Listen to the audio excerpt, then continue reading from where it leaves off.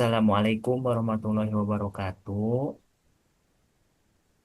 Perkenalkan, kami dari kelompok terakhir akan mempresentasikan materi tentang analisis ekonomis. Sebelum itu, perkenalkan nama saya Dimas Susanto.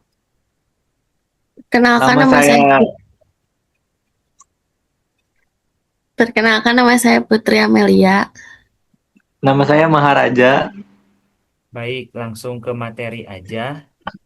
Eh, Pengertian analisis ekonomis. Analisis ekonomis merupakan salah satu aspek penting dalam studi kelayakan bisnis yang digunakan untuk menilai suatu proyek atau usaha dari sudut pandang masyarakat secara keseluruhan.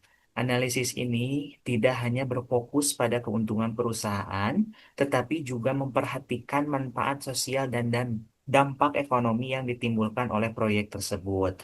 Dalam analisis ekonomis, proyek dinilai berdasarkan kontribusinya terhadap perekonomian, efisiensi penggunaan sumber daya, peningkatan kesejahteraan masyarakat, serta dampaknya terhadap lingkungan sosial. Oleh karena itu, analisis ekonomis sering digunakan pada proyek-proyek besar seperti pembangunan jalan tol, bendungan, rumah sakit, dan proyek pemerintah lainnya. Selanjutnya, tujuan analisis ekonomis yang pertama yaitu menilai manfaat proyek bagi masyarakat luas. Yang kedua, mengukur efisiensi penggunaan sumber daya ekonomi. Yang ketiga, mengetahui dampak sosial dan ekonomi dari suatu investasi. Yang keempat, membantu pemerintah atau investor dalam pengambilan keputusan. Dan yang terakhir yaitu mengurangi resiko kerugian akibat proyek yang tidak efektif. Selanjutnya, ciri-ciri analisis ekonomis yang pertama menggunakan shadow price atau harga bayangan. Yang kedua, memperhitungkan dampak eksternal proyek. Yang ketiga, tidak hanya berorientasi pada keuntungan finansial. Yang keempat, menilai manfaat sosial dan ekonomi secara menyeluruh. Dan yang terakhir, berfokus pada kesejahteraan masyarakat. Perbedaan analisis ekonomis dan analisis keuangan. Analisis ekonomis berfokus pada masyarakat, menilai manfaat sosial, menggunakan shadow price, mengukur dampak ekonomi, dan bertujuan untuk meningkatkan kesejahteraan. Analisis keuangan berfokus pada investor. Selanjutnya, menilai keuntungan finansial, menggunakan harga pasar, mengukur laba perusahaan, dan bertujuan memperoleh profit. Manfaat analisis ekonomis antara lain, satu, meningkatkan efisiensi, membantu penggunaan sumber daya secara optimal agar tidak terjadi pemborosan. Yang kedua, menilai dampak sosial. Mengetahui pengaruh proyek terhadap masyarakat seperti lapangan kerja dan kesejahteraan. Yang ketiga, membantu pengambilan keputusan, yaitu menjadi dasar dalam menentukan apakah proyek layak dilaksanakan atau tidak. Dan yang terakhir, mengurangi resiko, yaitu meminimalkan kemungkinan kerugian akibat proyek yang tidak memberikan manfaat. Selanjutnya akan dibacakan oleh Putri Amelia.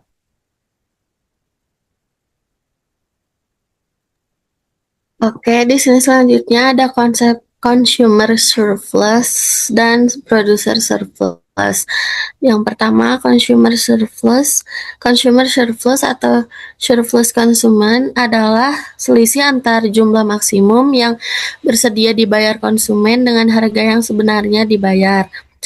Manfaat consumer surplus yang pertama adalah mengukur tingkat kepuasan konsumen, lalu yang kedua menunjukkan manfaat ekonomi bagi masyarakat. Contohnya, konsumen bersedia membeli produk seharga 50.000 tetapi harga pasar hanya 40.000, maka surplus konsumen sebesar 10.000.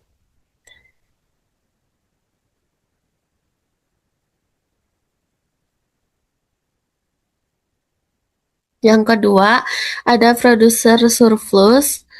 Producer surplus atau surplus produsen adalah selisih antara harga jual produk dengan biaya produksi. Manfaatnya, yang pertama mengukur keuntungan produsen, lalu yang kedua menunjukkan efisiensi produksi. Contohnya, biaya produksi suatu barang Rp20.000 dan dijual Rp30.000, maka surplus produsen sebesar Rp10.000. Lalu di sini ada pendekatan dalam studi kelayakan bisnis. Yang pertama, pendekatan pasar, menganalisis permintaan, penawaran, dan peluang pasar. Lalu yang kedua ada pendekatan teknis, yaitu menilai lokasi usaha, teknologi, alat produksi, dan proses operasional. Lalu yang ketiga, pendekatan manajemen, yaitu meliputi struktur organisasi dan sumber daya manusia. Yang keempat, ada pendekatan keuangan, yaitu menghitung biaya, pendapatan, keuntungan, dan arus kas. Lalu yang terakhir, pendekatan ekonomi dan sosial, yaitu menilai dampak usaha terhadap masyarakat dan lingkungan.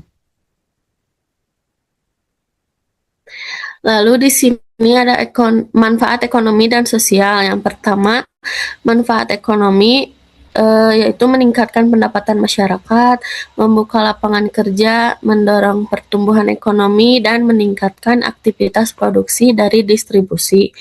Lalu ada juga manfaat sosial. Yang pertama, mengurangi kemiskinan, lalu meningkatkan kesejahteraan masyarakat, memperbaiki kualitas hidup, dan mendukung pemerataan pembangunan. Di sini juga ada kriteria investasi dalam analisis ekonomis.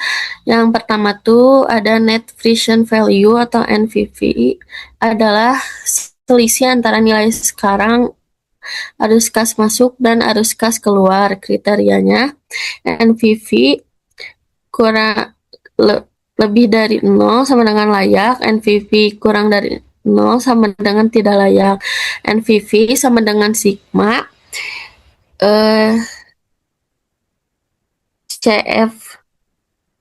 CFT dibagi 1 ditambah R pangkat T dikurang I0. Yang kedua ada internal rate of return atau IRR. IRR adalah tingkat pengembalian investasi yang membuat nilai NPV sama dengan 0. Kriterianya tuh IRR lebih besar dari biaya modal sama dengan layak, dan IRR kurang dari biaya modal sama dengan tidak layak. Selanjutnya akan dibacakan oleh Maharaja.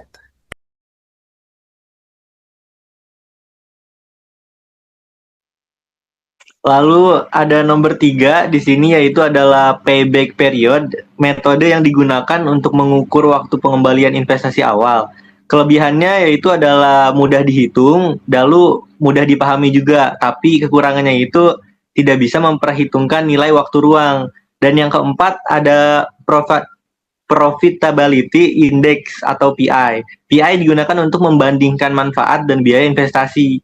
Kriterianya PI lebih besar dari 1 sama dengan layak. PI lebih kecil daripada 1 sama dengan tidak layak. Contoh perhitungan NPV. Sebuah perusahaan melakukan investasi, contohnya itu sebesar 100 juta dengan arus kas per tahun. Arus kasnya nomor 1 30 juta, nomor 2 40 juta, nomor 3 50 juta, nomor 4 30 juta. Diskon rate-nya sama dengan 10%. Hasil perhitungan total PV sama dengan 100 juta 18.386.467. NPV-nya berarti yaitu 18.386.467. Kesimpulannya, karena NPV lebih besar daripada 0, maka proyek tersebut layak dijalankan. Nah, selanjutnya ada resiko dalam investasi. Yang pertama adalah resiko pasar, perubahan harga dan permintaan pasar. Yang kedua ada resiko operasional, gangguan produksi dan operasional usaha. Nomor 3 resiko keuangan, ketidakstabilan arus kas dan kenaikan biaya. Pentingnya analisis ekonomi. analisis ekonomis itu sangat penting karena dapat membantu menilai apakah suatu proyek ini benar-benar memberikan manfaat bagi masyarakat dan perekonomian. Selain itu, analisis ini membantu pengembalian keputusan investasi agar lebih efektif, efisien, dan mengurangi resiko kerugian.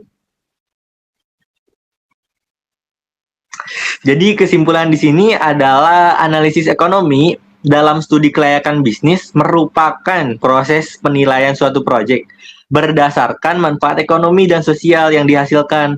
Analisis ini berbeda dengan analisis keuangan karena tidak hanya menilai keuntungan perusahaan, tapi juga nilai dampak terhadap masyarakat luas. Melalui analisis ekonomis, perusahaan atau pemerintah dapat menentukan apakah suatu proyek layak dijalankan berdasarkan efisiensi atau tidak, sumber daya, manfaat sosial, dan dampak ekonomi yang dihasilkan. Oleh karena itu, analisis ekonomis menjadi bagian penting dalam pengembalian keputusan investasi yang tepat dan berkelanjutan. Seperti itu. Sekian dari kelompok kami, kurang dan lebihnya mohon dimaafkan karena kesempurnaan hanyalah milik Allah Subhanahu wa taala. Terima kasih. Wassalamualaikum warahmatullahi wabarakatuh.